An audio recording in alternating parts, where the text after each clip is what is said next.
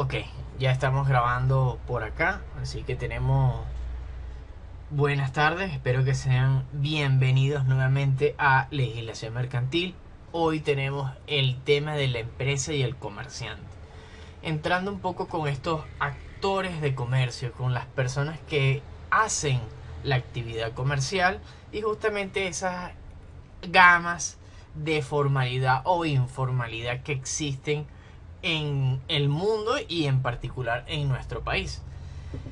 Y hablando justamente de esa actividad comercial, yo quería primero traerlos un poco al mundo más humano y no tanto patrimonial, sino enfocándonos desde la perspectiva del arte aplicada a cualquier actividad humana, y que justamente prestar un servicio, vender un producto o cualquier otra actividad es susceptible de ser apreciada de manera artística cuando el arte nos conduce hacia la belleza de los actos. Entonces traten de enfocar o traten de visualizar no solamente el mundo de los negocios como algo que hacer que genera beneficios, sino como algo que puede ser considerado arte en algún momento o en alguna circunstancia. Incluso cuando ya veamos un poco con las exposiciones, los NFT surgen en principio, tienen allí una parte, una pincelada de comparación de obras únicas e irrepetibles de arte del mundo, de la realidad, sin llevado al mundo digital. Y de hecho hay algunas canciones que se han convertido en NFT y hay cosas que se han destruido para convertirse en NFT y bueno, algunas cosas allí bien particulares e interesantes. Antes de hablar más acerca del comercio y de cómo funciona y estos sujetos de que ejercen la actividad comercial, quería contarles qué significa negocio, que es una palabra que proviene del latín y si es una negación al ocio, es decir, no octium. Vamos a negar la actividad ociosa. La actividad ociosa está destinada a enriquecer el alma, mientras que el negocio está destinado a enriquecernos de otra forma, por ejemplo, económicamente hablando o pecuniariamente hablando.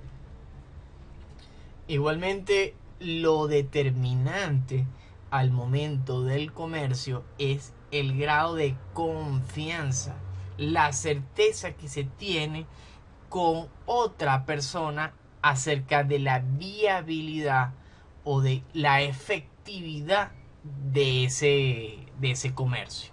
Igualmente este es un tema que conversaremos en las exposiciones, que está relacionado con esas plataformas de intercambio, ¿no? De cómo funcionan ese tipo de relación comercial. Las empresas son una organización dedicada a ejecutar una actividad en aras de un fin económico, por lo menos en un sentido general y amplio. Hablamos de la empresa no solo como un sujeto, sino como una estructura de comercio. Y en este sentido de esas estructuras vamos a hablar o vamos a recordar lo que conversamos en clases pasadas. ¿Recuerdan este cuadro y estos círculos, verdad? Hablábamos de personas jurídicas y personas naturales. Pueden visualizar en este momento las figuras, ¿correcto? Ajá. Volvemos a hablar de estas estructuras de comercio como ese conjunto creado o representado por una persona jurídica. Las actividades que produzca la persona jurídica con terceros, como las actividades jurídicas o comerciales entre sus integrantes o de sus integrantes con terceros, forman parte de lo que es el comercio, forman parte de lo que es la empresa. Todo este conjunto de interacciones es lo que representa la estructura de comercio para una empresa. Vamos a seguir avanzando. Si tienen alguna duda, me avisan. Estos son temas un poco fáciles, por lo menos esta parte es sencillo. Bastante teórico. Seguimos con la definición del derecho internacional sobre lo que significa la empresa, que es el conjunto de capital, administración y trabajo destinado, fíjense, vamos a recordar también la finalidad del Estado, destinado a satisfacer una necesidad. Ese es el objetivo de la empresa desde el punto de vista actual del derecho internacional. Vamos a destacar. Igualmente, esa finalidad de la empresa es distinta a la finalidad del Estado. Vamos igualmente a recordar aquí esas figuras que se encontraban en plano de igualdad y en plano de desigualdad. Vamos a sacar completamente al Estado. No existen desigualdades en esos vínculos, en esas estructuras, y vamos a hablar en igualdad, en forma particular. Avanzando un poco más con la teoría, vamos acá a analizar varias visiones o varios autores que nos hablan y nos señalan lo que es la finalidad de una empresa. El objetivo de satisfacer las necesidades para crear ganancias, acumulando patrimonio e incentivar la inversión y el crecimiento de capital, basados principalmente en la oferta y en la demanda. Ese es el autor Smith, creo que está bastante claro, coherente con las otras teorías que ha esbozado. Vamos ahorita con Weber, que la empresa se fija más en ese sistema burocrático, esa estructura que tiene fundamentada, y no se trata de las necesidades, se trata de la eficiencia y la productividad. Una empresa es importante o su finalidad es ser cada vez mejor y hacer las cosas de mejor manera, sin importar qué es lo que está haciendo, ni para quién lo está haciendo, ni cómo lo está haciendo, sino simplemente seguir esa escala o seguir esa proyección ascendente de productividad y eficiencia. Veblen, por otro lado, nos centra un poco más concreto ese actor comercial. Recuerden, estamos hablando de la empresa que incide en el mejoramiento de la vida y de las necesidades externas e internas. Lo importante de la empresa es que esa estructura interna del capital humano que conlleva mejore sus vidas y la de los que los rodean.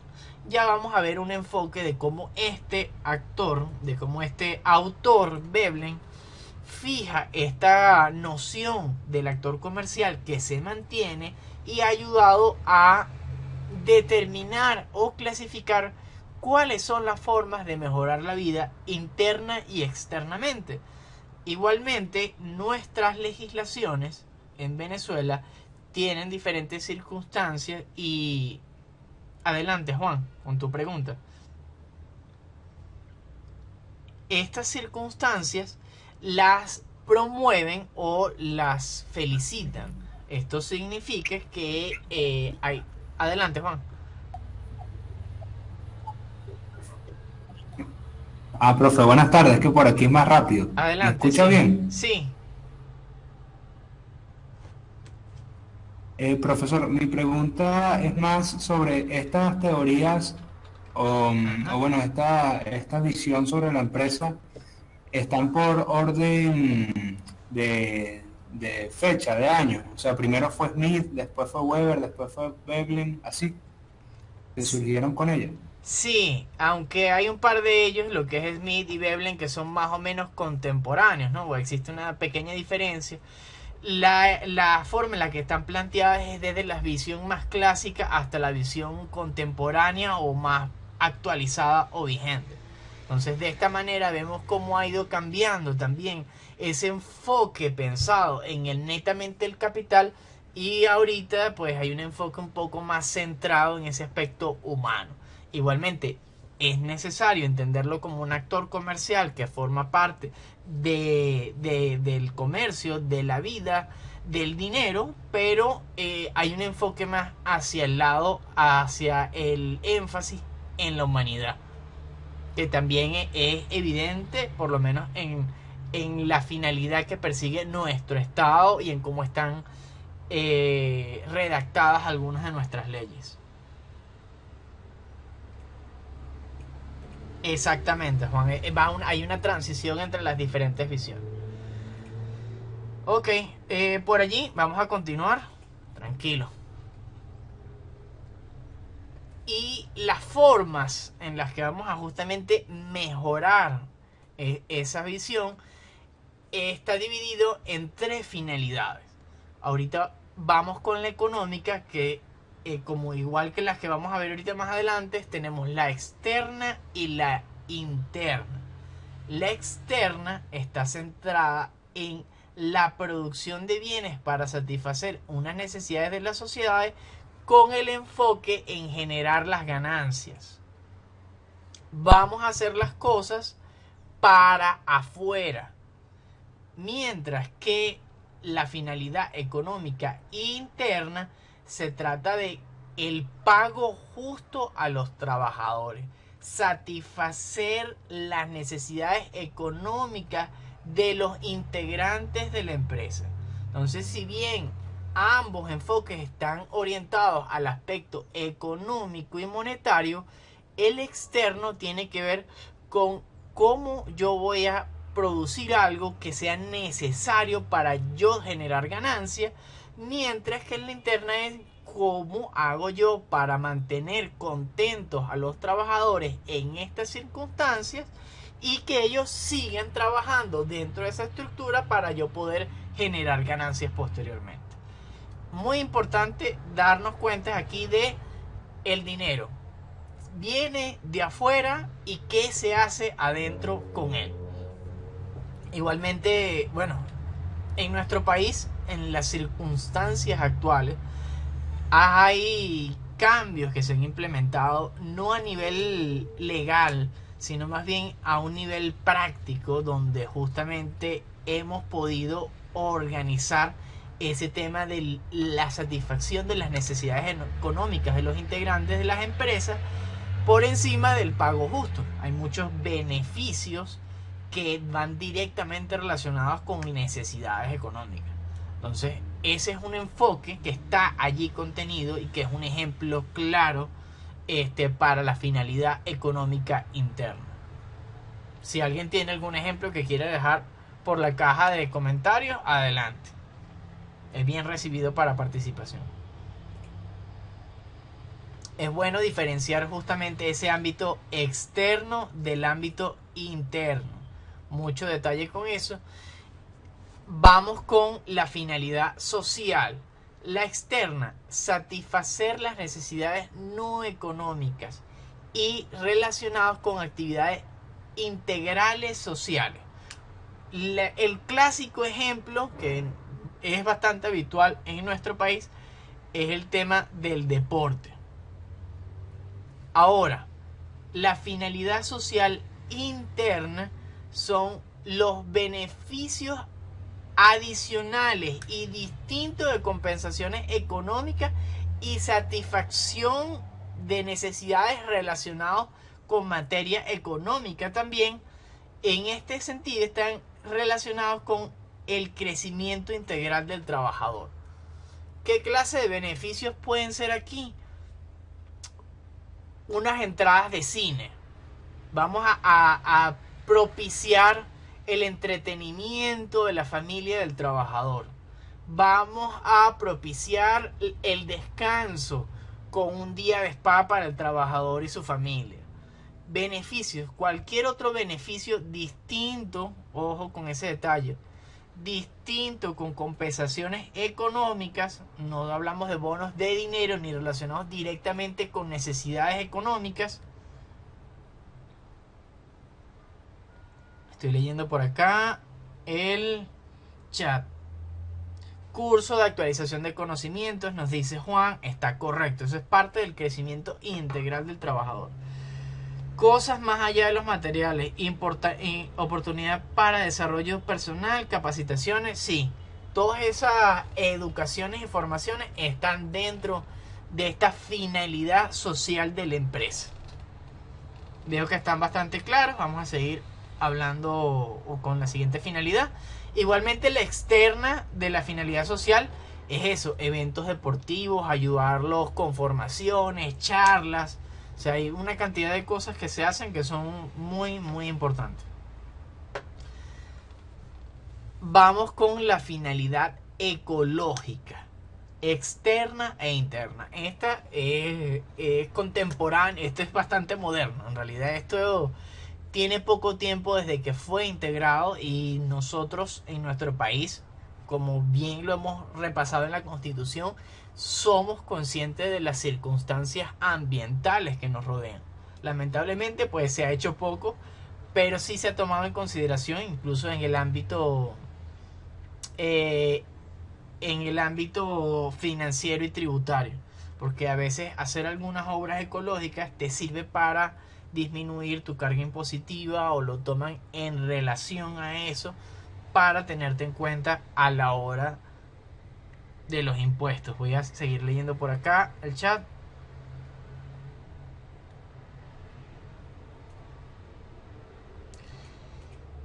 Es que tradicionalmente se toman como la responsabilidad social que está orientada a ese elemento impositivo. Incluso hay empresas que lo hacen más allá de su carga impositiva. Tenemos el caso, por ejemplo, de Polar, que ese es un gigante que ha hecho un montón de cosas. Igualmente hay sociedades civiles que se destinan a hacer diferentes acciones sociales, pero no está relacionado con la empresa. Porque hablamos que el sentido de la empresa como esta estructura que es un actor comercial permite generar ganancias a través de productos y servicios, que generalmente es productos. Ya también vamos a ver cuando entremos en los actos objetivos de comercio, hay unos detalles. Pero en términos generales, esta empresa, aparte de vivir, tiene que tener finalidades, su objetivo.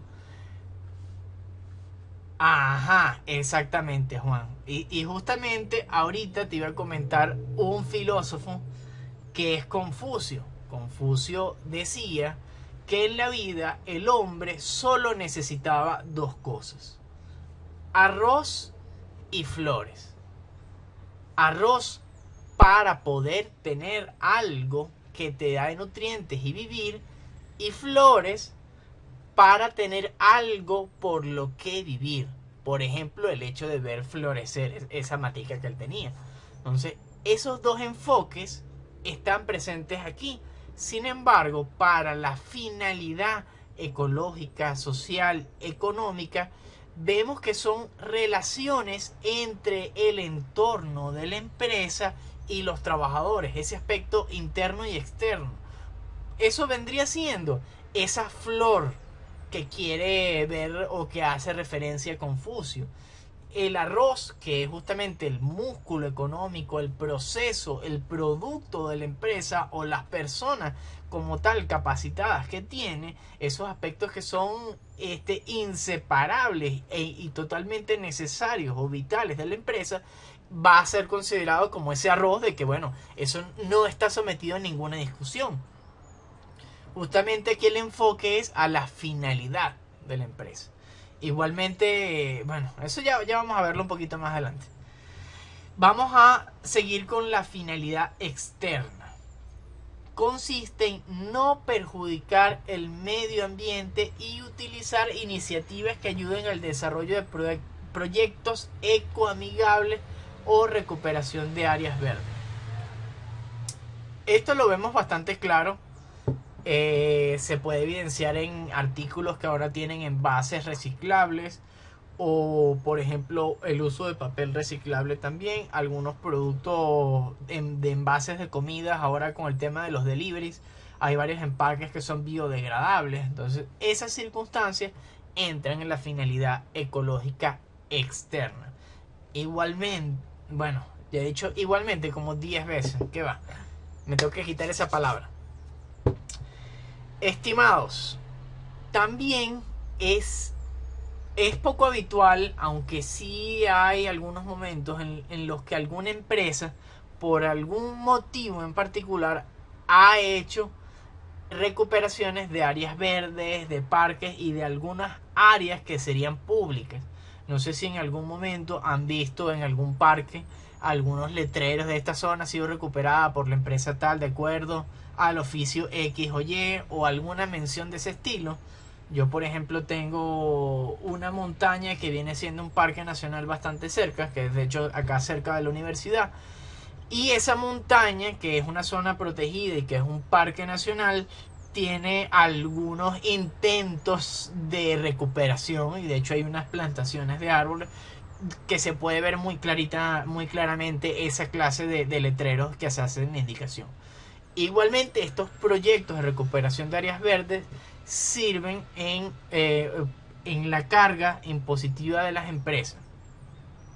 Hablando concretamente, tenemos una ley de ciencia y tecnología que nos permite tomar en consideración algunas mejoras para la empresa y también algunas para el ambiente, o en consideración con el ambiente, y esos cargos, esos gastos que nosotros incurramos, van a ser tomados en cuenta al momento de hacer la declaración. Entonces eso los podemos, digamos, reducir para el impacto impositivo. Bastante claro, estas leyes han cambiado un poco, pues cada 3 años le echan mano, pero bueno, poco a poco es como se ha ido llevando este tema de la finalidad ecológica externa. La finalidad ecológica interna es bastante más complicada de explicar, o por lo menos de tener unos ejemplos claros, porque son los espacios y las áreas verdes, así como el mantenimiento y salubridad y sanidad mental y física de los trabajadores, de las personas que están en la empresa. Les pregunto yo, ¿conocen algunas empresas que tengan jardines internos? O que tengan, por ejemplo, como en Google, que tienen las cápsulas de... ¿Cómo es que se llaman? Cápsulas de sueño. Estas que son para aprovechar los descansos y están selladas de la luz solar y quedas en completa oscuridad. O sea, hay unas cantidades de cosas que, en base a cómo se ha evolucionado en la percepción ecológica del ambiente y de las personas, pues eso se implementa en los ambientes de trabajo.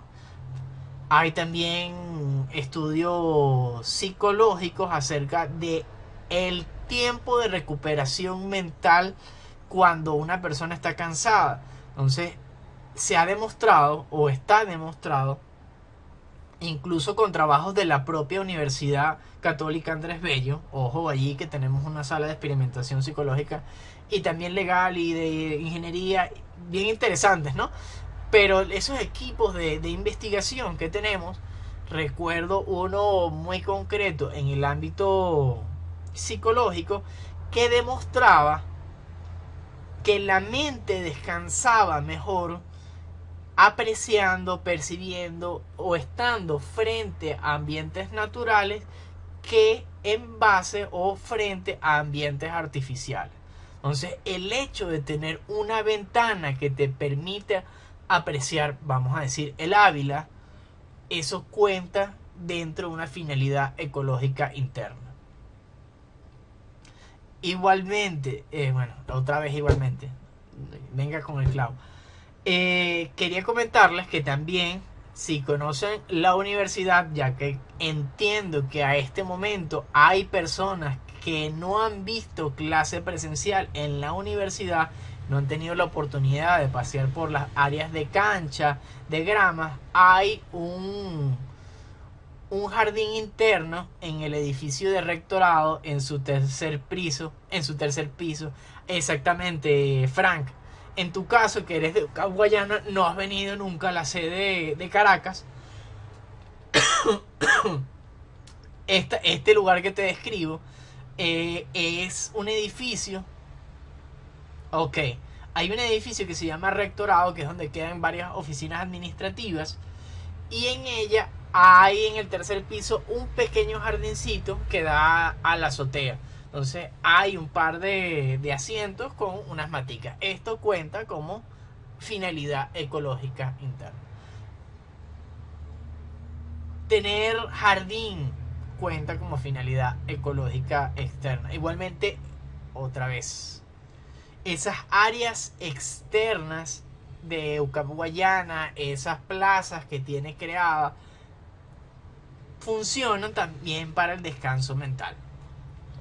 Allí, como ven, es mucho más difícil de verlo, sobre todo en el ámbito de oficina, pero sí es posible.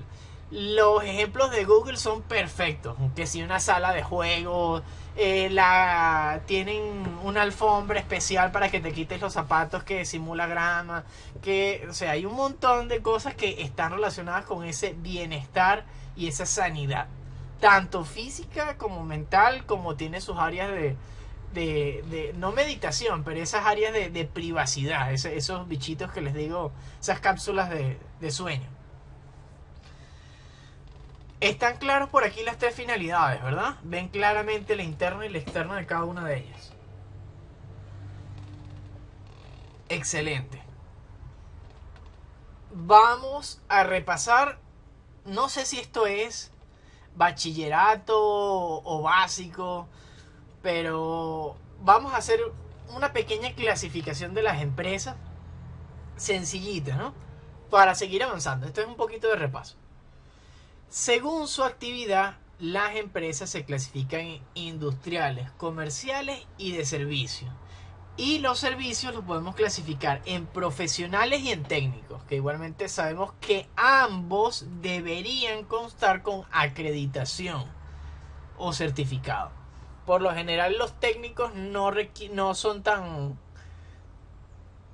necesarios, o no es tan común encontrar a alguien que sea técnico electricista o para esa clase de servicio. Sin embargo, son profesiones de oficio que tienen su acreditación. Ahora, en el ámbito comercial tenemos las de intermediación de productos y la de distribución. Exactamente, Paul. Esta clasificación de la actividad es lo que conocíamos. No sabría decirte si ahorita en este momento se clasifica como sector primario, secundario y terciario, porque han existido o hay bastantes cambios en cuanto a algunos aspectos que antes eran básicos que ahora no lo son. Por ejemplo, si yo les pregunto cuáles son los colores primarios, ¿qué me dejarían por allí por el chat? ¿Qué escribirían? Para decirles que están equivocados. Son cosas que han cambiado y uno no se da ni cuenta. Bueno, es Paul. Amarillo, azul y rojo, esos no son los colores primarios. Eso, ahorita lo que se está enseñando es que los colores primarios son a ver, amarillo, no. ¿Cuál? Ya va, que alguien ya va, no. Lo que pasa es que Frank colocó rojo, azul y verde y yo me quedé, el verde, no. Miren, los colores primarios ahorita son amarillo, cian y magenta. Con la calidad de impresión, de edición y percepción de la realidad que nos rodea, actualmente se determinó a nivel científico que esos son los tres colores básicos o los tres colores primarios. Que ese rojo, ese azul que nosotros conocemos, esa es una degeneración o una intensificación de lo que sería el cian y el magenta. Hay cosas que uno tiene que desaprender para volver a aprender. Fíjense, justamente por eso les digo, no puedo decirles con seguridad que en este momento se llame primario, secundario y terciario. Porque si en las circunstancias actuales y aquí ya están enseñando amarillo, cian y magenta, bueno, no sé en otros lugares. Por último, las industriales, que son las relacionadas con materias primas. Eso allí clarito.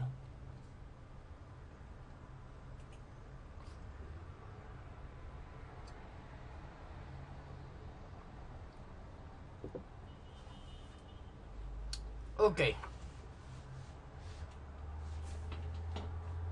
Voy a hacer aquí una pequeña pausa para hacer una participación. Esta clasificación de las empresas según su actividad, voy a dejar que ustedes en el chat me coloquen justamente qué es una firma personal. Muy sencillo, con sus propias palabras. Si veo algo copiado y pegado, no lo voy a tomar en cuenta. Y qué es una compañía anónima, igualmente con la misma descripción, es decir, con sus propias palabras, qué entienden que es. Desde, fíjense cuál es el enfoque de la pregunta. La clasificación de las empresas según sus integrantes. Esta no es según su actividad. Véngase.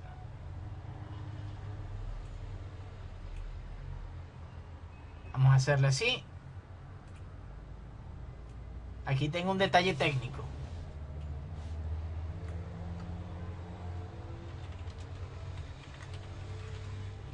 Ajá. Vayan escribiendo por allí.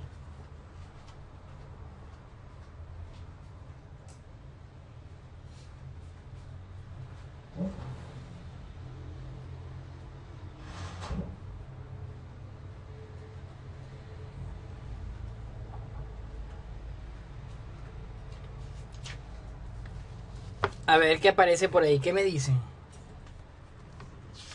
Y ahorita me pongo a leer y organizo.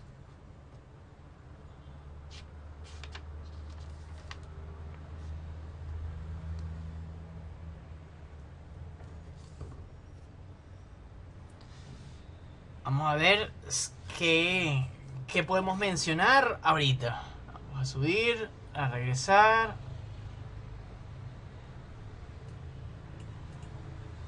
Paul, me habías comentado que eso se conoce como CMYK.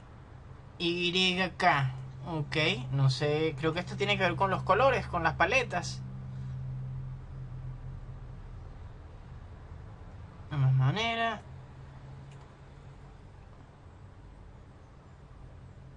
Representación formal de un individuo, nos dice Miguel que es la firma personal. Ok, va bien, está bien. Nombre de comercio, ajá. Eso tiene algo que está relacionado con las leyes, aunque no me termina de decir nada simplemente esa palabra o esas palabras. Es un nombre comercial, ajá. La firma personal es un nombre comercial. Ya vamos a ver eso más claramente.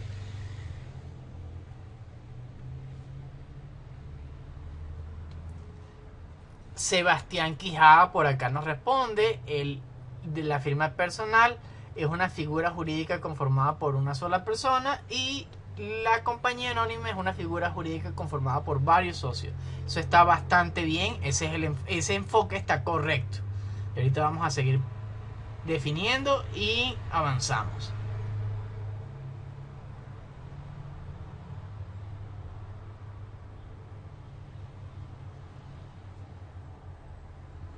Una marca que desarrolla un individuo en base a su personalidad.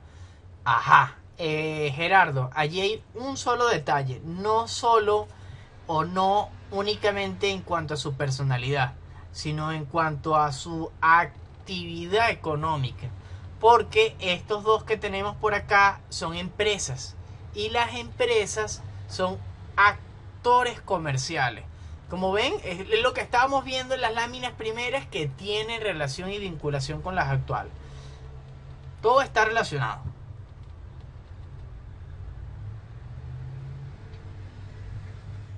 Paul nos aclara acá, carácter individual por un lado, mientras que, bueno, aquí hablas más de diferentes concepciones, creación, finalidad, ahí vamos a ver algo. porque ambas figuras jurídicas están contempladas en el Código de Comercio y ambas están o se rigen bajo el mismo registro mercantil.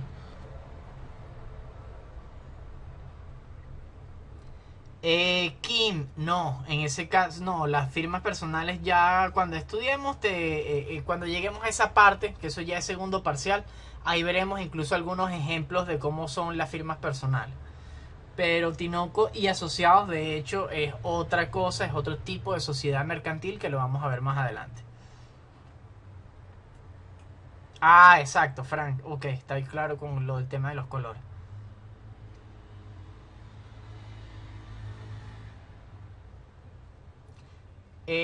Sebastián, no, la firma personal no es un sello utilizado en documentos para identificarte.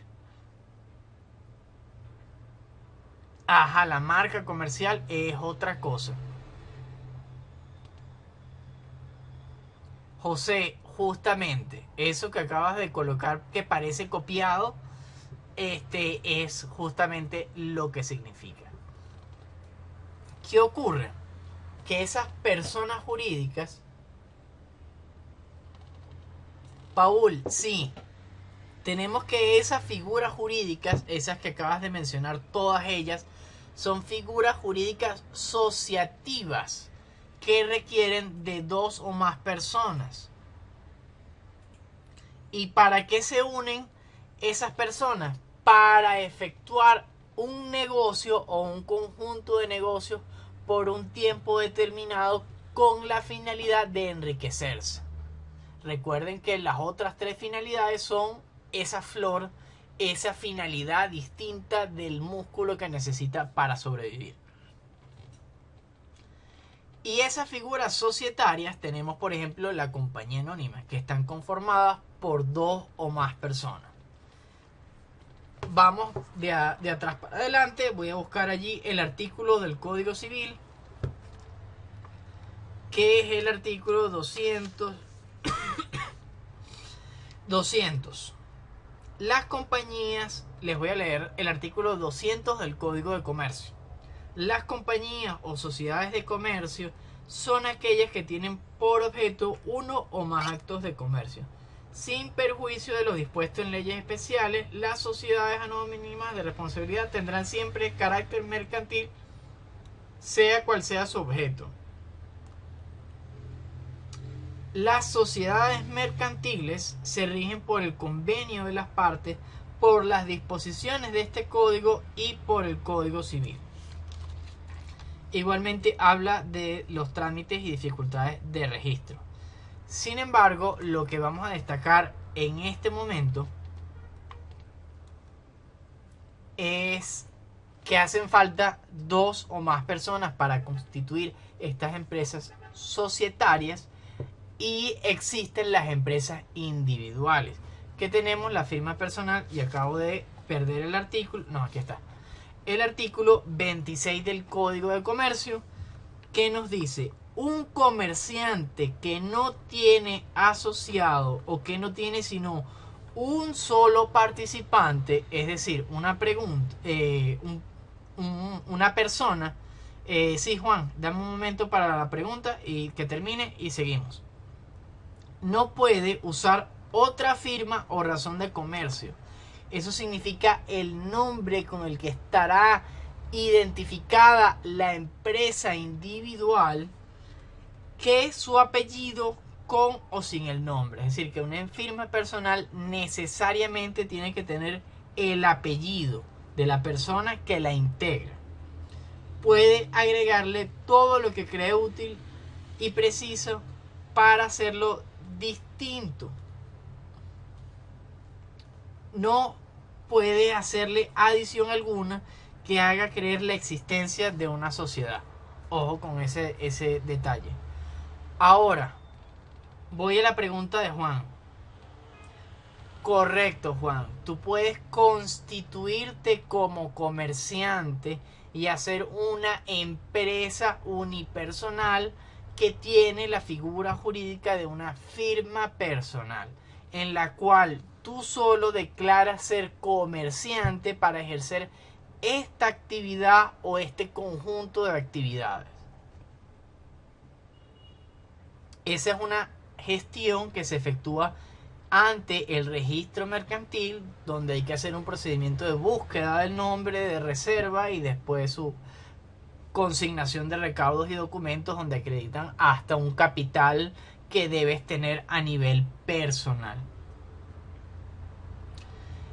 En Venezuela, la concepción de las compañías anónimas, y por eso es que la uso de ejemplo, es que las compañías anónimas son las únicas tipos de empresas que existen. Todo lo que se hace es compañía anónima y no hay nada más que compañías anónimas. Entonces todo lo que existe o todas las empresas son compañías anónimas, cuando no es así. Y hay circunstancias, porque hay situaciones en las cuales existen algún otro tipo de sociedad y se han convertido en compañías anónimas, lo cual también a veces complica un poco algunas explicaciones. Gerardo, cuando lleguemos a ese punto en el segundo parcial, porque como les comenté al inicio, parte del objetivo de esta cátedra es que ustedes sepan crear una empresa, tanto con los conocimientos teóricos como las necesidades profesionales, como las partes prácticas. Entonces yo de hecho tengo allí algunas fotos de trámites que he hecho que voy a colocarlas, aunque ahora hay unos cambios porque la mitad de las cosas en Venezuela han cambiado a raíz de la cuarentena y tenemos sistemas ahora digitales que están aplicando desde octubre. Así que tenemos un sistema nuevecito para registros mercantiles en Caracas, Miranda y La Guaira. Eso no le he tomado fotos, pero debería hacerlo para mostrarles a ustedes cómo se hace el nuevo procedimiento digital. Déjenme leer por acá preguntas y continuamos. Existen todavía las SRL. Antes de la cuarentena había unos oficios que hacían prohibición de crear SLR. No sé cómo están ahorita exactamente, pero pareciera que si fueran factibles por el sistema digital. Por lo menos antes del sistema digital no se podían crear nuevas, pero sí existían y se mantenían las que existían. Ahorita con el nuevo sistema, por las opciones que estaba viendo, te dejan hacer, todo. Bueno, claro, con la clasificación de las empresas según sus integrantes, dividido en los que son individuales, unipersonales, o los societarios, que son 2 o más personas. ¿Correcto por ahí? Claro, esa es la otra. Ahora hablando de las siglas, esa SRL es la Sociedad de Responsabilidad Limitada. Ojo que claro, esa es la definición que toma nuestra figura jurídica en Venezuela. En otros países es distinta. Y sí son símiles, pero bueno, cada país tiene sus propias implicaciones. Igualmente a nivel impositivo es distinto una compañía anónima a otro tipo de sociedades. Seguimos con la clasificación de las empresas según su tamaño. Esta es una definición que podemos encontrar en la ley y incluso sirve para entender lo que justamente es esa pyme, una pequeña y mediana empresa, que según el oficio emanado por nuestro presidente, existe una disminución de carga impositiva y una exoneración de distintos gastos para esas pequeñas y medianas empresas, también conocidas como pymes, que deciden constituirse o registrarse por haber nacido en las circunstancias de cuarentena donde los registros y notarías estaban cerrados. Pero bueno, ese es un dato adicional. Según su tamaño tenemos a las microempresas, que son menos de 10 personas. Estos también tienen una implicación en el seguro social distintas de las que vienen a continuación. Tenemos la pequeña empresa, que es de 10 personas a 49, la mediana empresa, que es de 50 hasta 249 personas, y la gran empresa de 250 personas en adelante. Sencillito, se los dejo acá. Esto tampoco es que es vital, pero para que tengan una relación con el tamaño de lo que representa una empresa. Igualmente, una sola persona puede ser una empresa.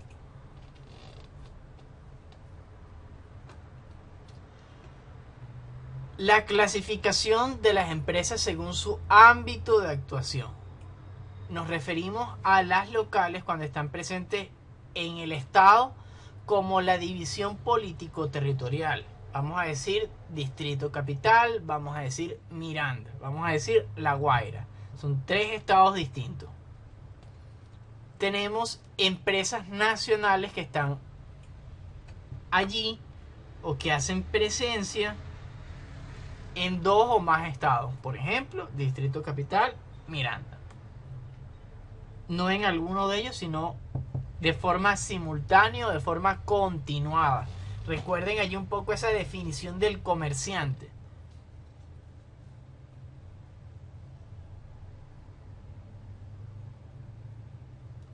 Kim, claro, ese carro de perro caliente es el que me dice que estaba frente a Macao, ¿verdad?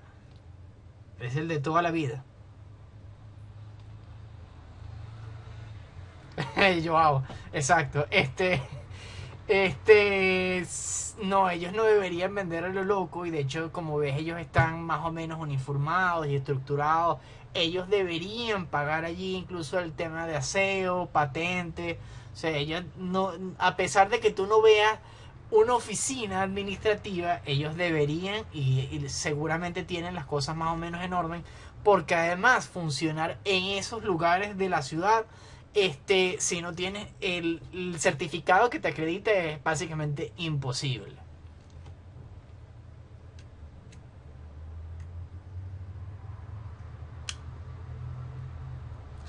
Sí, Paul, cuando estoy hablando ahorita patente de industria y comercio que está relacionado con el impuesto que cobra el municipio por tú trabajar en su municipio. No siempre estoy de acuerdo con eso, pero bueno.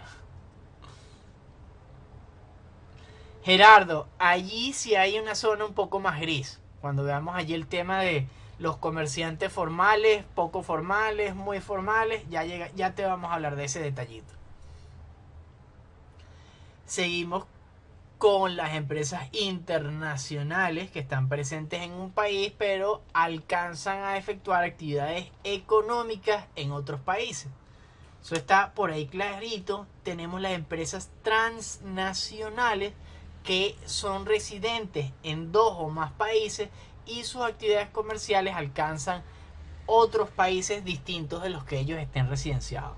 Es decir, los que ellos estén residenciados donde ellos estén y los, vamos a decir de una forma, un ejemplo, los fronterizos.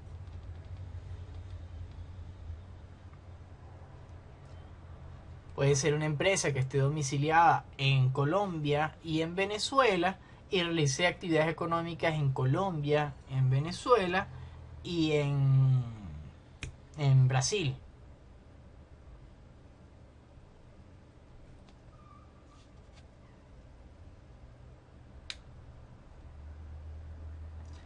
Estoy leyendo por acá la pregunta de Sebastián. Exactamente, Sebastián. Ten en cuenta que la clasificación no es siempre de lo más grande a lo más pequeño.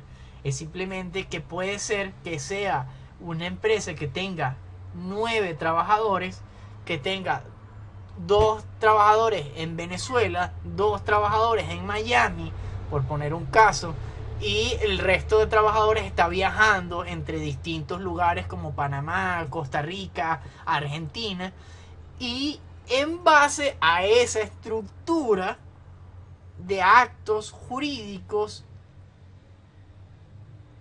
esta empresa, que sabemos que es una microempresa, está considerada transnacional. No necesariamente tiene que ver de forma escalonada, ¿saben? No es solamente tengo 200 personas, ya soy transnacional o me equiparo con una internacional o nacional. Puede jugar o conmutar de distintas formas esta clasificación. Similar a la clasificación de los bienes que estudiamos, pues no necesariamente tiene que ser todo en cadena.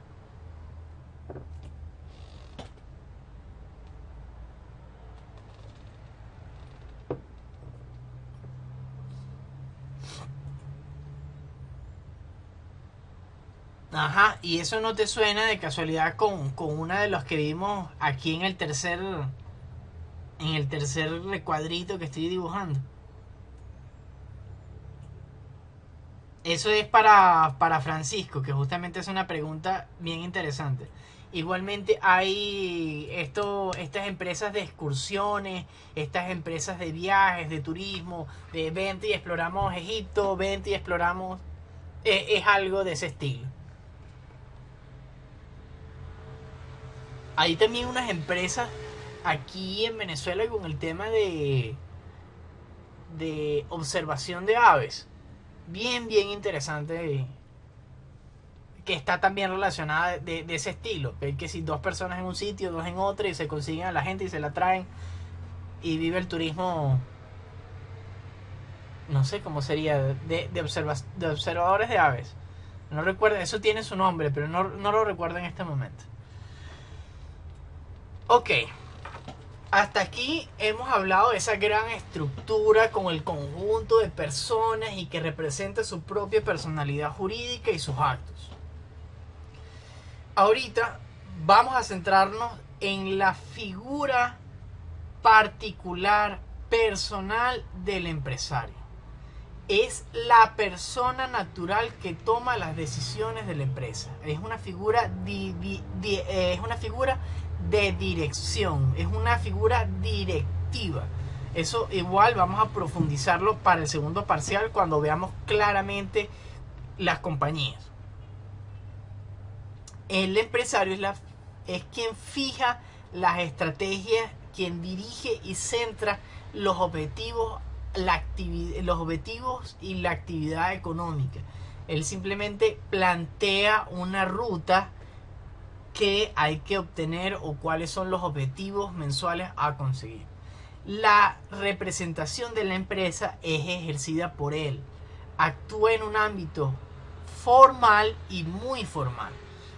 Ahora sí, hablando de ese aspecto nacional e internacional, hablamos de un ámbito formal cuando ese negocio, esa empresa está de acuerdo con todas las leyes y cumple todas sus obligaciones a raíz nacional.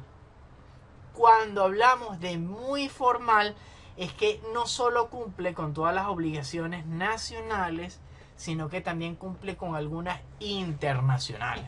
Esto es fácil de ver a nivel bancario, de esas certificaciones internacionales que se otorgan en seguridad, en administración, en crecimiento, en capacitación, en legitimación de capitales, en todas esas especialidades que existen al ámbito financiero. Estoy esperando por allí preguntas mientras leo acá a Sebastián.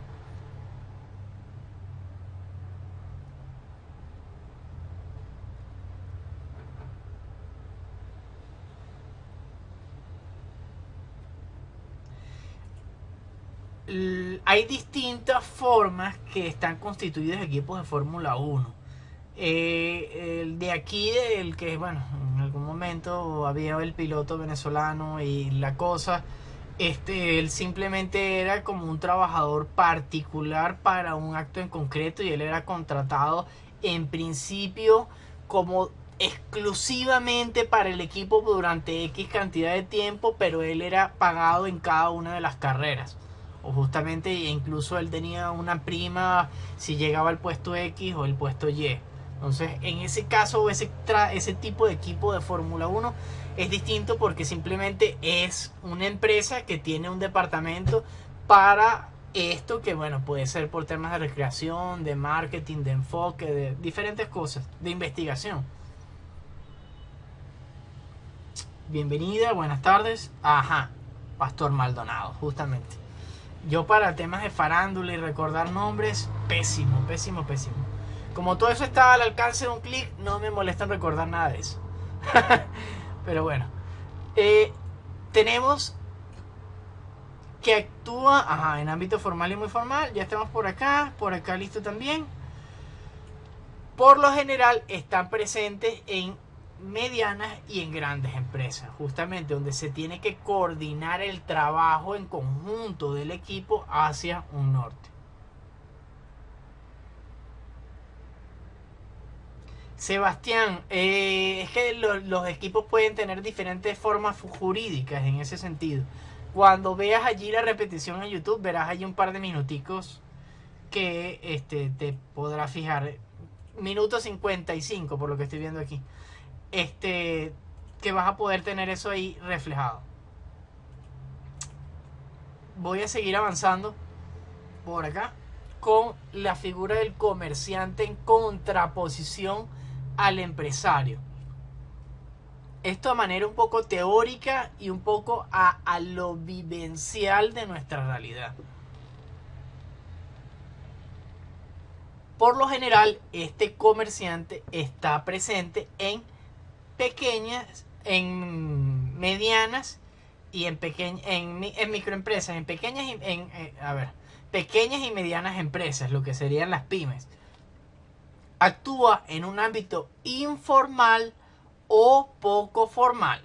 El informal, me dieron allá arriba King el ejemplo perfecto. El bicho en el carrito de helados que no tiene absolutamente nada más que la mercancía y vende lo loco. Como si fuese un perro calientero cualquiera, no los que están certificados y tienen sus permisos. Eso es un ámbito informal. Esa persona no cumple con los requisitos de ley. Ahora, ¿qué ocurre si cumple con algunos requisitos de ley? Por ejemplo, que esté registrado en el registro mercantil, pero no lleve los libros contables al día. Por ejemplo, entonces estamos en un ámbito poco formal. Que eso es muy de la práctica. Existen las empresas, las personas trabajan con la empresa, pero no hacen todas las inscripciones en el seguro social porque los pagos los hacen directamente. Hay un tema se me olvidó lo que les estaba diciendo, con el ámbito poco formal, porque entonces no llevan la contabilidad al día en los libros, ni tienen los libros disponibles para ser fiscalizados o auditados, que eso también es un tema de las obligaciones de los comerciantes que vamos a ver más adelante. Vamos con que los comerciantes generalmente actúan personalmente en el negocio y utilizan la empresa como un adicional. Lo importante es ellos como tal en el negocio. Mientras que la figura del empresario, él ni siquiera se apersona en los locales, por ponerlo un ejemplo. Tenemos, bueno, Polar, el tema de Polar, aunque en un momento sí que sacaron un carrito de venta ambulantes de arepas en Miami y estaba Lorenzo Mendoza ahí repartiendo arepas ese día de la inauguración, pero ese es un caso muy particular o eventual. Por lo general, ahí tenemos justo una distinción. Tenemos la persona natural que maneja un proceso. Venga, se cayó. Aló. ¿Me escuchan ahora? ¿Ahora? Ahora sí. Sí, se cortó por un momento. Sí, como les comenté, el internet no está perfecto todavía esta semana. Déjenme ver si ya para la próxima tengo mejoría. Les estaba comentando que el comerciante es la persona natural que maneja un proceso o un producto determinado. Eso es básicamente el punto final para hacer esa distinción o esa contraposición entre lo que es el comerciante y el empresario.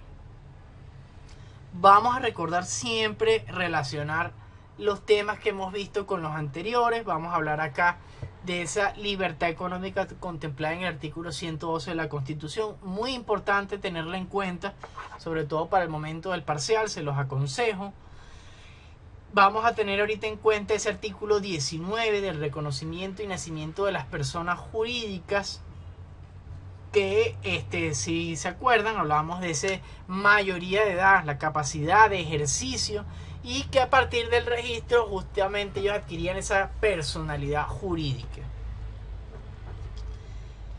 Por último, un artículo que leímos el día de hoy, el artículo 200, que habla sobre las sociedades mercantiles. También tenemos el 201, que vamos a ir tratándolo ya eso para el segundo parcial.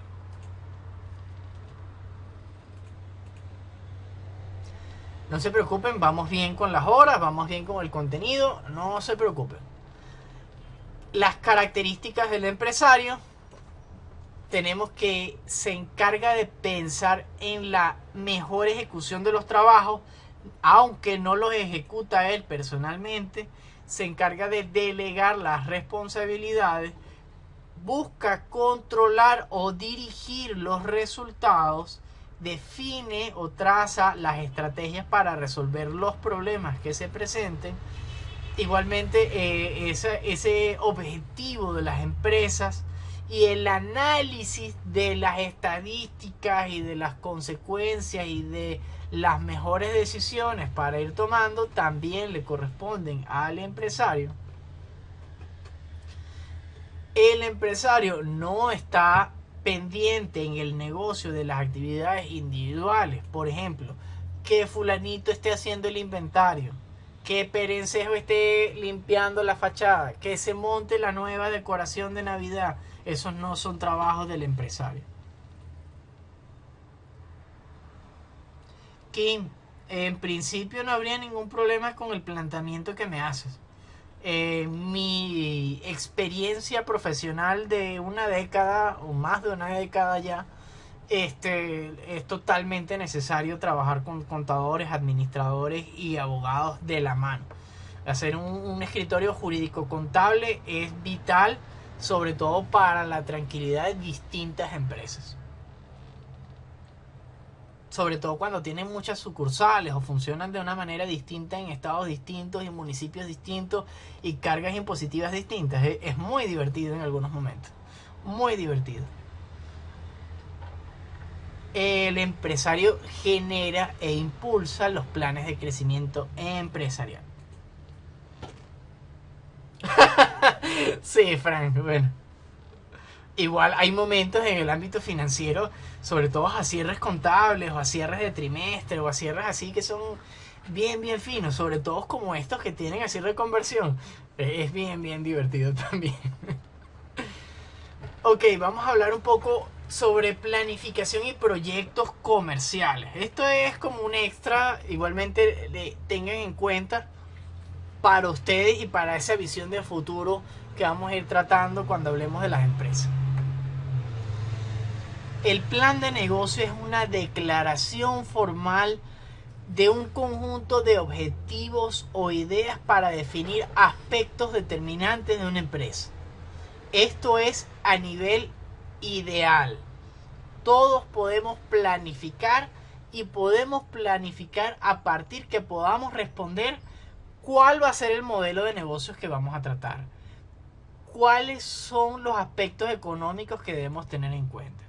¿Cuáles son los otros productos o las otras empresas que dan el mismo servicio que nosotros? ¿Cuál es nuestra competencia? ¿Es posible generar crecimiento orgánico? ¿Cuál es el capital que necesito invertir y en cuánto tiempo lo puedo recuperar? ¿Cuál es la estructura de costos razonable que podemos efectuar de acuerdo a las limitaciones legales existentes en nuestro país? ¿Cuál será la identidad de la empresa? ¿Cuál va a ser el modelo de negocios? Bueno, en sentido clásico tenemos dos. Lo que sería el de al mayor y el de tal. O sea, un producto en pequeño específico de carácter exclusivo o un producto genérico pero que vamos a poder vender 1000 veces.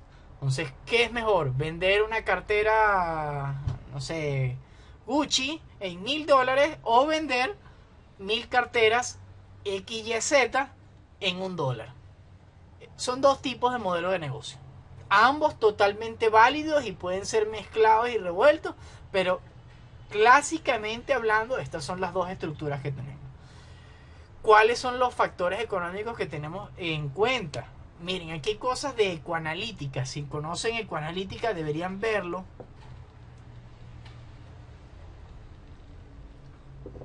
Porque a veces hay estadísticas bien interesantes económicas sobre el país.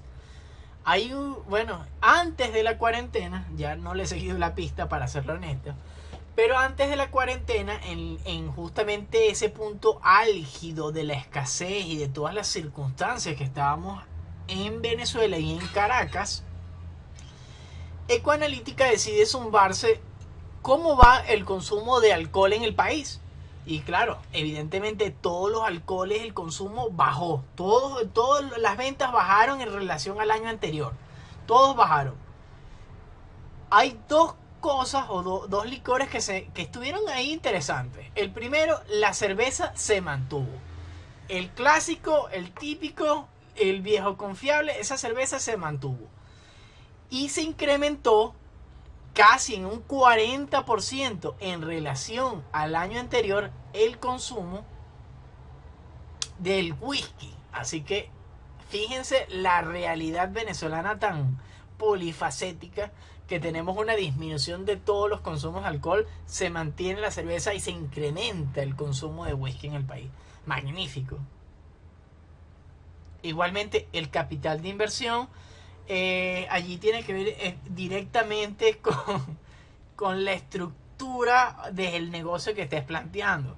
Por ejemplo, ahorita el auge en materia de alimentos, pues casi que hay uno en cada esquina. Igualmente el tema de bodegones, hay un montón de bodegones. Eso sería más en tema de competencia, pero bueno. ¿Alguien sabe lo que es un crecimiento orgánico? ¿Eso lo han visto en alguna otra materia?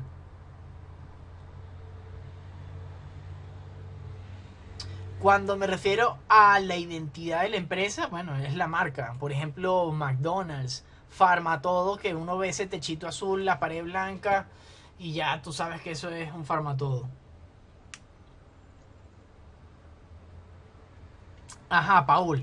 Les voy a hacer aquí un ejercicio bien interesante. Para explicarles lo que es el crecimiento orgánico. En este momento su empresa tiene 3 productos y tienes 3 clientes que quieren ese mismo producto. Hay un cliente que te pide 3 de ese artículo y los otros 2 clientes te piden 1 de cada artículo. ¿Qué decides vender? ¿O a quién decides vender? ¿O cómo decides vender?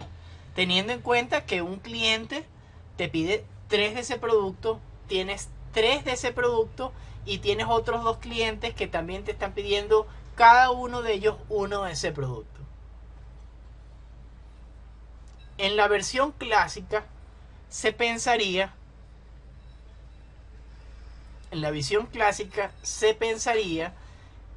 mira, tengo un cliente que por una venta me voy a eliminar yo todo el trabajo de hacer más facturas, de hacer menos envíos, de hacer menos relaciones, de hacer menos llamadas por teléfono o menos confirmaciones.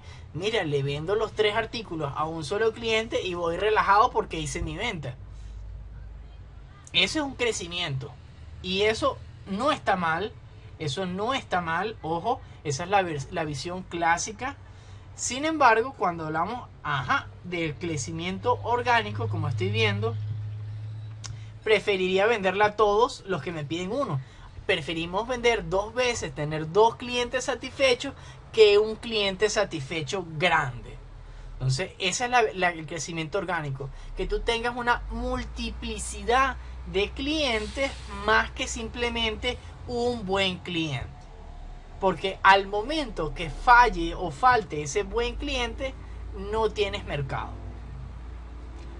Me hubiesen preguntado a mí, yo diría los 3. Le vendo 1 a cada uno y le digo que más tarde le envío los otros 2 al otro mientras lo consigo. Pero bueno, poco a poco. Estructura de costos. En este momento, en nuestro país hay una ley de precio justo que tiene bien delimitado que algunos gastos administrativos son gastos que no son computables o deducibles a los artículos que estamos vendiendo, y que hay diferentes cosas que tampoco son recargables o adicionables al precio del producto, e incluso es una ley que te habla de vender en precios históricos, o que tu margen máximo de ganancia por venta de un producto tiene que ser hasta el tope del 30%. Eso es así. Eso está legalmente definido así, y tenemos hasta un ministerio creado para hacer cumplir eso. En la práctica, bueno, lamentablemente ya todos sabemos qué ocurre, pero adelante, Juan.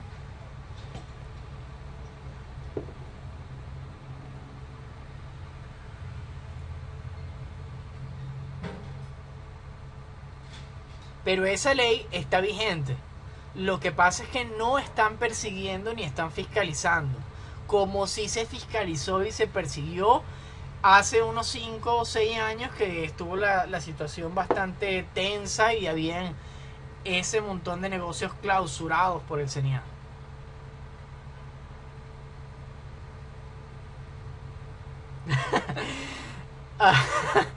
Más o menos, Juan. Más o menos podrías hacerlo. Lo que pasa es que tú tienes una factura que demuestre que eso te costó $10. O es solo tu palabra contra la de ellos. Bueno, ahí tendrías que rezar. Bueno, no rezar, pero tendrías que realmente investigar que ese producto a ellos no les costó colocarlo en tus manos a $10 o $9 y el incremento del 30%. Porque ese es lo otro. Por eso es que es la estructura de negocio. ¿Ven? Es un tema, eso no lo hace cualquier persona. Porque, ok, vamos a poner el ejemplo, te lo vendieron en $10. No, pero ellos vienen y dicen, no, es que ponerlo en tu mano al servicio con todo lo que yo tengo que pagar y que conlleva colocar esta agua X en $10, a mí me está costando 9, yo estoy ganando $1. Eso es menos del 30%, así que yo estoy dentro de la ley. Claro, las demandas son costosas, siempre esos abogados y los jueces, ¿qué va?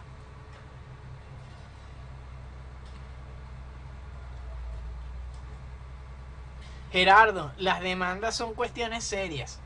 Hay un hecho, te cuento, que cambió también con la Constitución del 99, que es la omisión.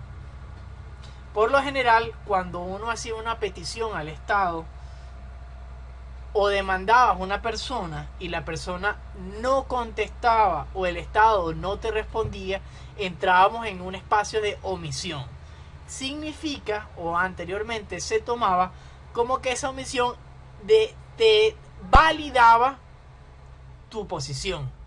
Esa frase de quien calla otorga, eso realmente funcionaba así y era un principio de derecho administrativo especialmente.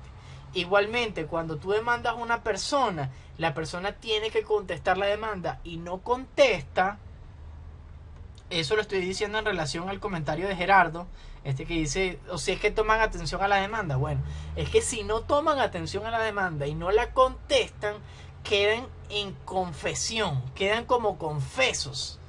Y ese término jurídico significa que ellos declaran si la demanda que me están haciendo es verdad y yo debo todo lo que me dicen y todo lo que ellos están diciendo es verdad.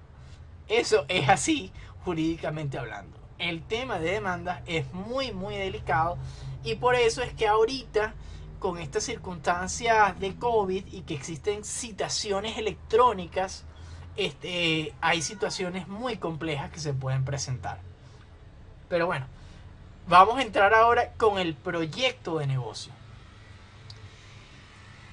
El plan de negocios fue lo que vimos anteriormente y es el aspecto más ideal. Es simplemente sentarse y echar números y plantearlo como uno entiende y como uno ha investigado que funciona con respecto a la realidad.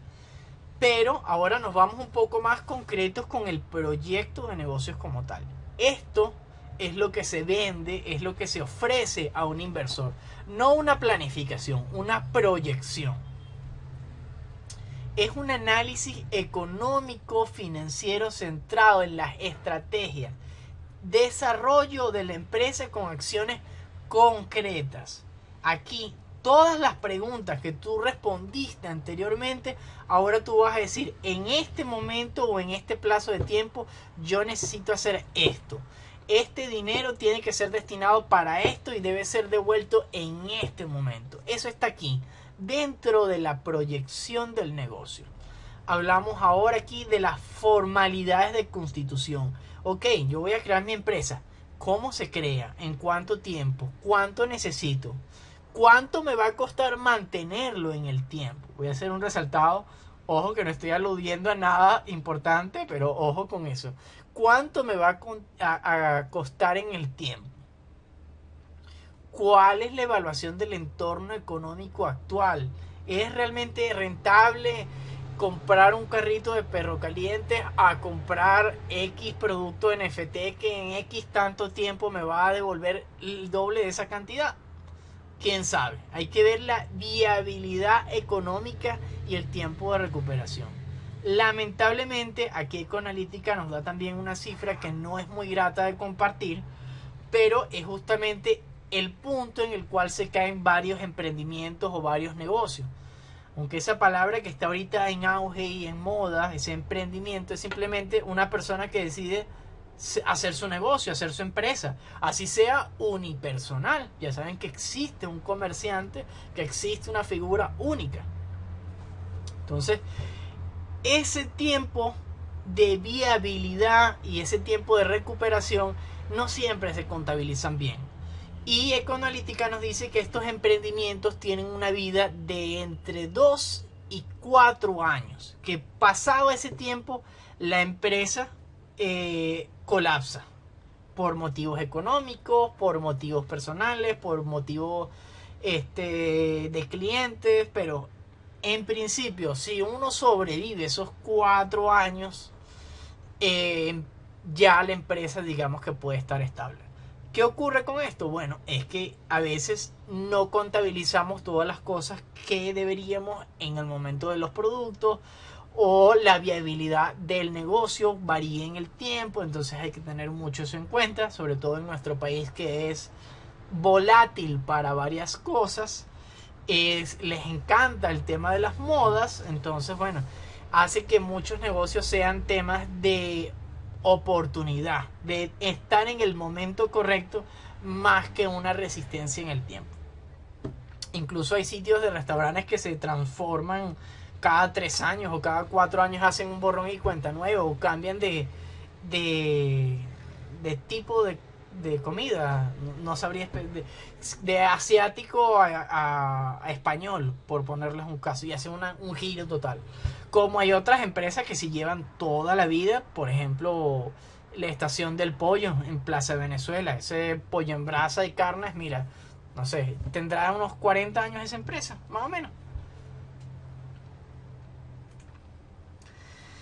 Eh, Vamos a la relación de los aspectos ideales de la empresa con los aspectos externos.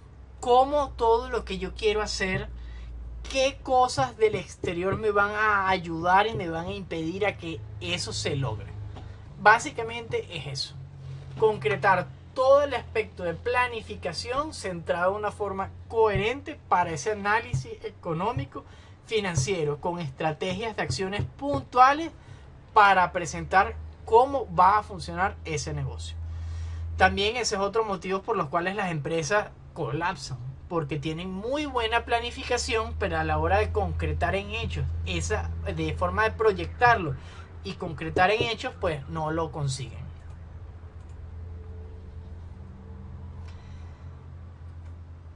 Vamos a ir cerrando la clase con lo que es el triple resultado.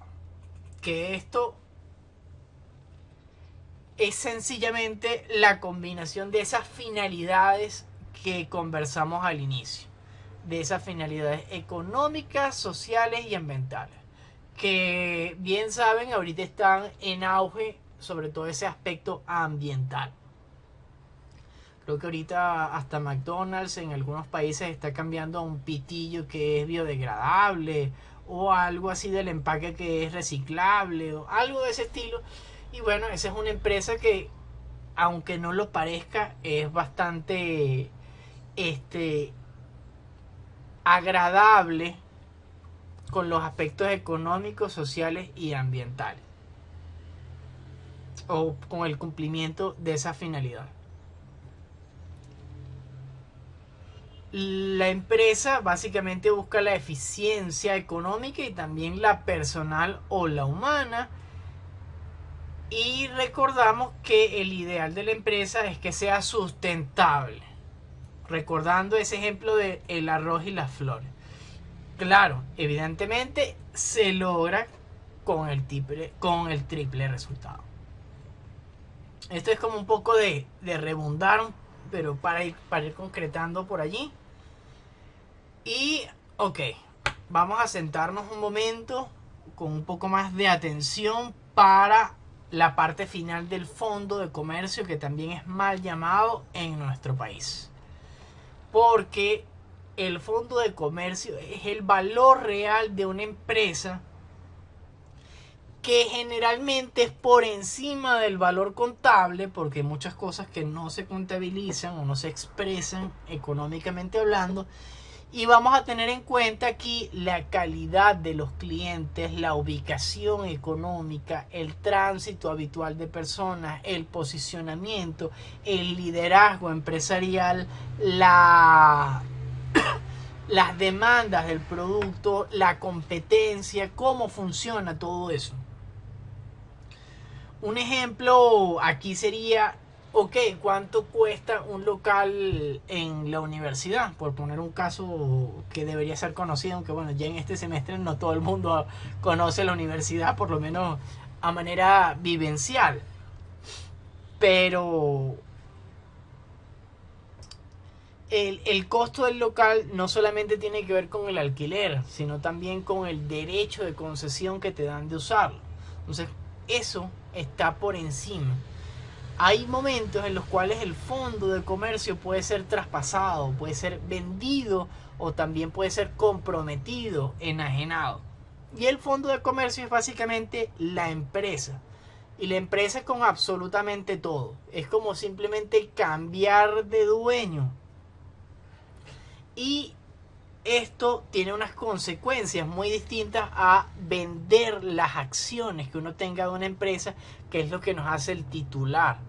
Allí vamos a hablar también con unas cosas que vamos a ver mucho más adelante, pero bueno, vamos ahorita a centrarnos para que entiendan lo que es ese fondo de comercio.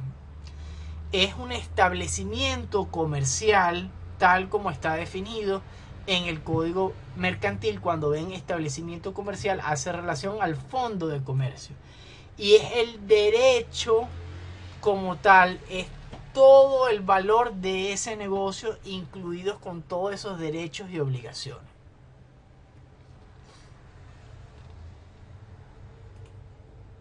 Hay cosas que son difíciles de medir.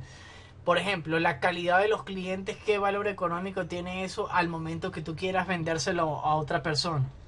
Eso no se los voy a enseñar, eso es tema de economía un poco más adelante, pero con que busquen un par de videos o que busquen algo de literatura, allí pueden ver algo que les puede gustar para entender cómo funciona ese fondo de comercio y esos valores inmateriales que acompañen al valor de la empresa y no están reflejados de forma contable.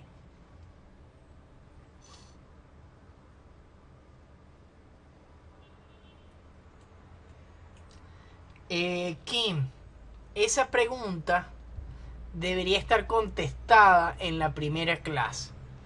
En la primera clase, cuando hablamos de ese derecho a la propiedad contenido en la Constitución, hablábamos de que existían excepciones a ese derecho de propiedad que estaba en función a esa finalidad del Estado de procurar el bien común, y que en esas circunstancias en que la propiedad afectara el bien común de la sociedad o los intereses de la nación, el Estado podría reservarse esos derechos de propiedad y utilizar este mecanismo que está constituido, que existe contemplado en la Constitución. Y eso es algo que existía anteriormente. La expropiación es algo que siempre ha existido y justamente tenía sentido al momento de construir caminos, porque tú expropiabas todo el conjunto de viviendas o de locales que existían a los aledaños y simplemente expandías las vías. Eso existe porque tiene su sentido de ser.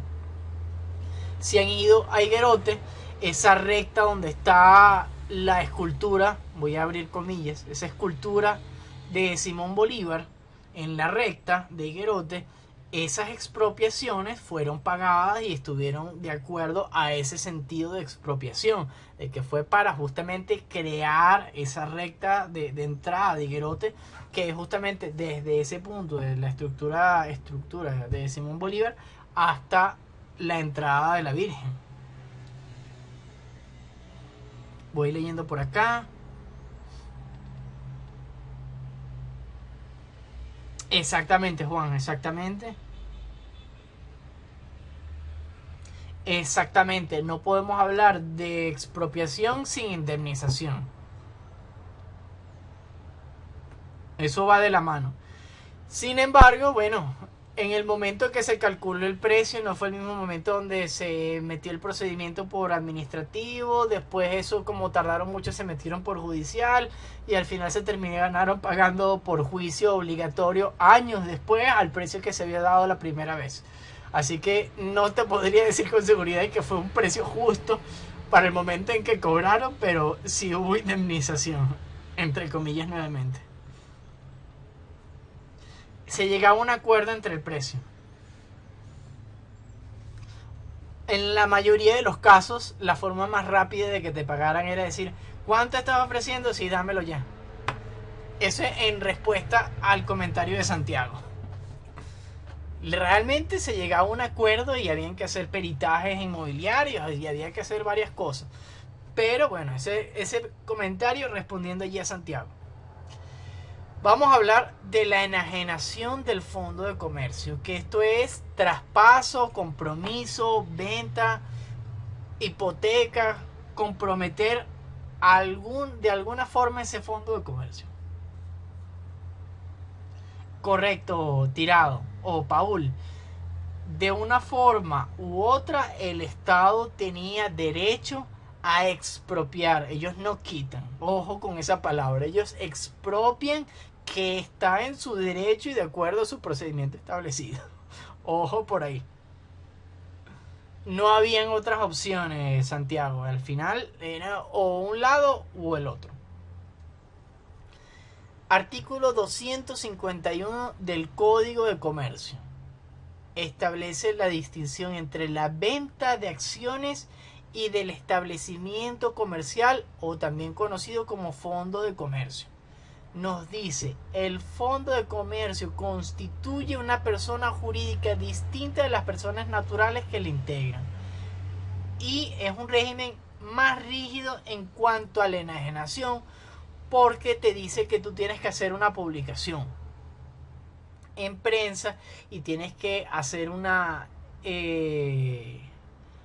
explicación de a quién tú le estás dejando ahora el fondo de comercio, porque este está visto más para empresas como pequeñas, para justamente ese comerciante que estábamos hablando, esa microempresa, y como son cualidades o circunstancias o productos personalizados o hechos a la medida o particulares, el hecho de que tú cambies quién va a ser ahora el dueño de esa empresa puede también que cambie los fenómenos de calidad o el mismo tipo de producto, y esas circunstancias pues hay que dejarlas claras tanto para nuevos acreedores o para acreedores que tiene ya el fondo de comercio, como los clientes tradicionales o los nuevos clientes potenciales que más bien quieran estar o ser clientes de ese fondo de comercio por alguna persona que era el dueño, que es algunos de los casos en ese sentido. Esto queda claro por aquí. De todas maneras pueden consultarlo posteriormente, que por allí siguientes están los artículos generales del fondo de comercio. Para una venta de acciones no es necesaria publicación ni absolutamente nada más que el acuerdo de los accionistas con su decisión de vender. Quizás existe una limitante parcial acerca de la venta prioritaria que algunos accionistas tengan sobre las acciones, pero nada condicionante para que puedas vender. En este caso, pues sí hay unas condicionantes de publicación y publicidad, de notoriedad de que va a existir un cambio de propietario, que va a existir un cambio de venta de hipoteca y va a comprometerse y ahora va a ser propietario parte del banco, por poner un ejemplo. Con esto terminamos la clase teórica del día de hoy. Voy cerrando Big Blue Button. No sé si tienen algunas preguntas con respecto. Sí, claro, y existen periódicos mercantiles, hay diferentes cosas a hacer publicidad. Igualmente allí hay un establecimiento, te especifica eso. Lo que quería era justamente dejar conciencia de que eso que dicen fondo de comercio es básicamente una empresa. Pero que no te venden Juan, creo que Juan no tiene pregunta. Es básicamente eso, entender que eso que mal llaman como fondo de comercio es una empresa y que también existe el fondo de comercio y que es una circunstancia que va distinta a eso que normalmente se habla de, no, yo te vendo el fondo de comercio. Anteriormente se hacía por notaría, ahora ya esa facultad ha sido removida porque bueno, el Estado hasta sus propios cuerpos descentralizados les tiene que seguir dando directivas necesarias o innecesarias, pero bueno, igualmente como distintas ventas de diferentes bienes también ha sido eliminado para las facultades de notaría, dejando todo esto a los registros competentes. En este caso habría que hacer la venta del fondo de comercio por medio de registro mercantil.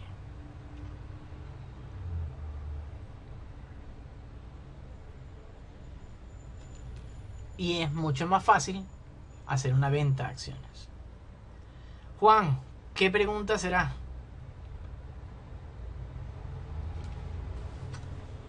Voy a recargar agua y regreso. Me dejan por ahí las preguntas, ya las leo.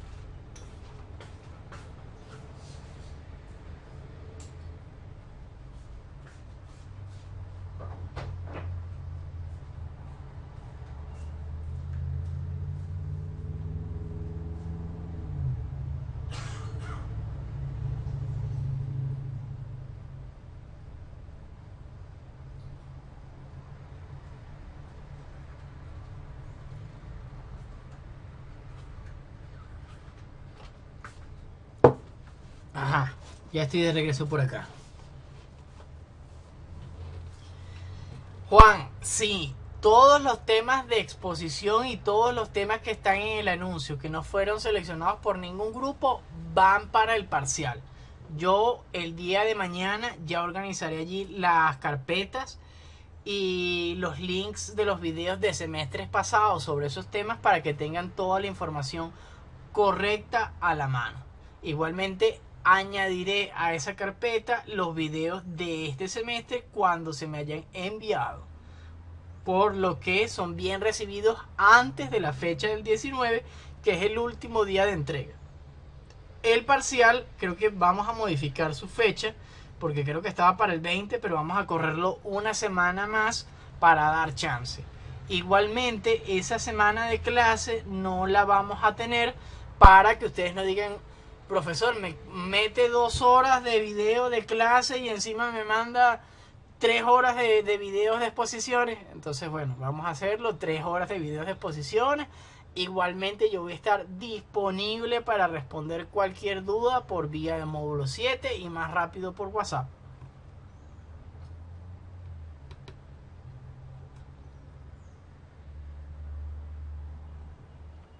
El parcial va a estar habilitado también por un par de días, así que no es un día mortal y ya si no estoy se fregó, ni que se me fue la electricidad o el internet y me fregué, no.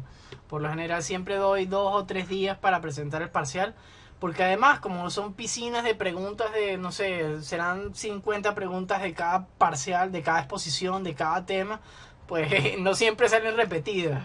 No tiene sentido que trabajemos de esa manera. El parcial estaría habilitado desde el día viernes 26, por lo que estoy pensando, Kim. Sí.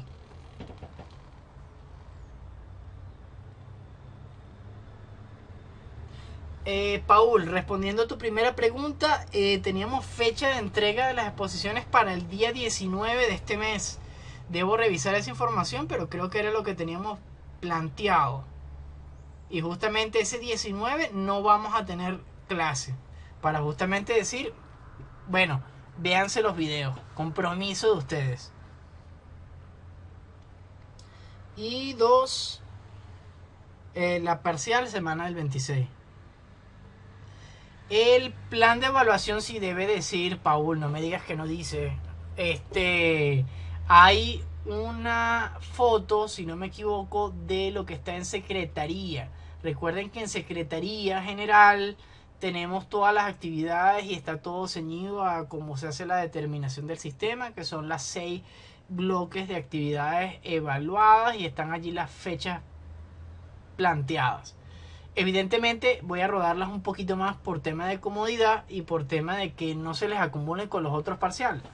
Porque para mí también es razonable que esta no es una materia de vital importancia, interés o afección por los contadores y administradores. Que todavía tenemos solo contadores y administradores en este semestre. Para próximas entregas creo que tendremos otras carreras añadidas. Pero en base a eso, pues tampoco quiero fastidiarlos encajando este parcial cercanamente a otros. Lo cual hace que yo tenga que trabajar un poco más a la hora de cargar las notas porque debo ser más rápido. Pero bueno, detalles. La escuela lo entiende. Si la escuela entiende, todo funciona bien.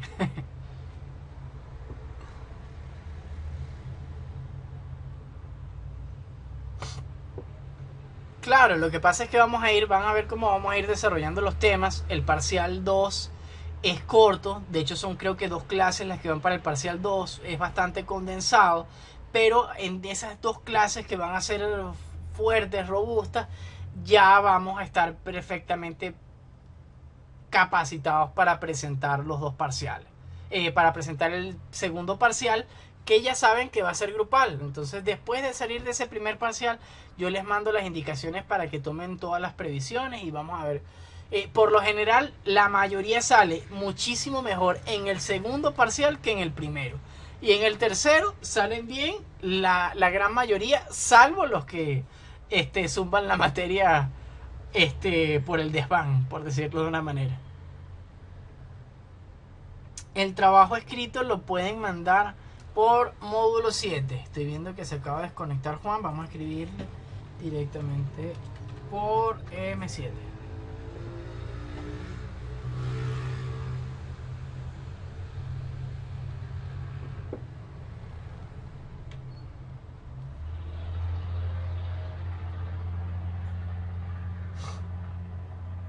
Sí, yo trato justamente de hacer este parcial casi que al final de que terminan todos los demás el primer parcial. No siempre lo logro, pero bueno, es parte de hacer equilibrio y de vivir la experiencia universitaria. Tampoco es matar a la gente, ¿saben? Pero bueno, poco a poco. Todos pasamos por eso. Como les dije en la primera clase, hay un momento para todo y hay un momento para decir sí y hay un momento para decir no.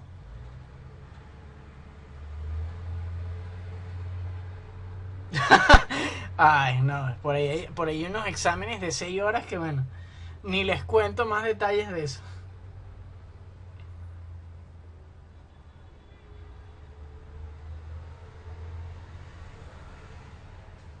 Sí, hay parciales de matemáticas de 6 horas, de estadísticas hasta de 8.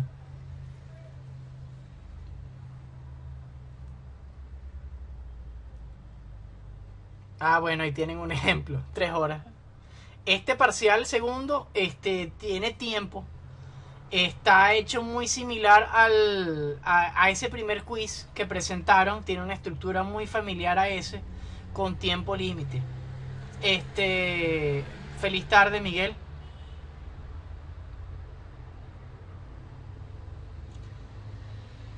Lo que sí es que bueno, yo les mandaré un poquito más cerca ya la próxima semana toda la descripción del parcial. Yo de hecho este sábado me voy a sentar para organizar todos los temas de la materia, de la cátedra, y organizo y les dejo ahí clarito parcial y todo lo que está ahí pendiente, tanto las revisiones del mercado de dependencia que me están faltando, como las exposiciones.